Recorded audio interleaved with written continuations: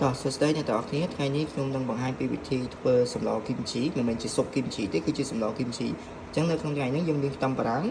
ខ្ទឹមសជាមួយនឹងស្លឹកខ្ទឹមប៉ុន្តែជាទូទៅគេប្រើស្លឹកខ្ទឹមទេគេប្រើខ្ទឹមខ្យល់ប៉ុន្តែដោយសារតែខាងខ្ញុំអត់មានខ្ទឹមខ្យល់អញ្ចឹងបាទរគឺយកស្លឹកខ្ទឹមជាមួយជាមួយហើយអ្វីដែលអាចខ្វះបានគឺគីមជីចឹងគីមជីហើយបន្ទាប់មកគឺយើងមាននេះសាច់ជ្រូក3ជាន់ចឹងដាក់សាច់ជ្រូក3ជាន់ឆ្ងាញ់ជាងសាច់គោនេះអូផ្លេចទាំងអស់គ្នាមួយទៀតយើងផ្លេចនៅតៅហ៊ូមួយទៀតអញ្ចឹងសម្លគីមជីធ្វើការតៅហ៊ូអញ្ចឹងតៅហ៊ូកាន់តែជ្រើកាន់តែឆ្ងាញ់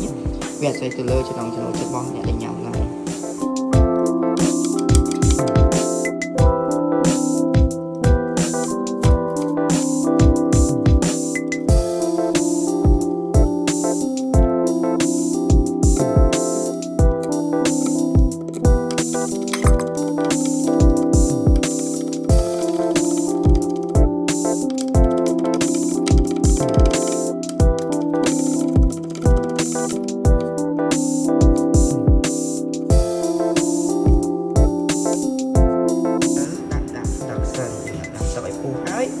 បើយើងដាក់សាច់ចូល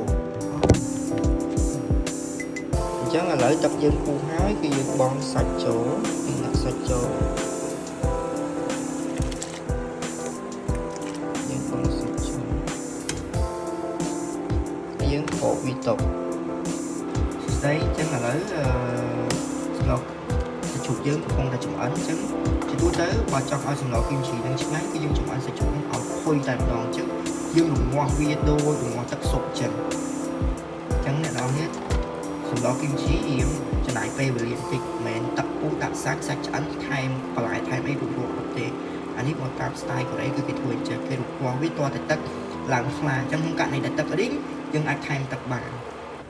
តោះអញ្ចឹងយើងរងាស់វាប្រហែលជា30នាទីអញ្ចឹងអ្វីជាបន្ទាប់គឺយើងដាក់គីមជីចូលយើងដាក់គីមជី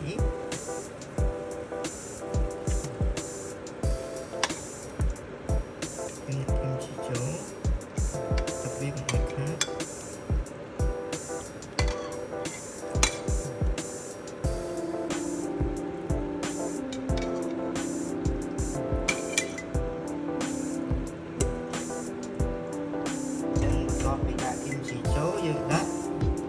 ខ្ទឹមកញ្ច្រាំជាមួយនឹងខ្ទឹមបារាំងខ្ទឹមដាក់ចូលអស់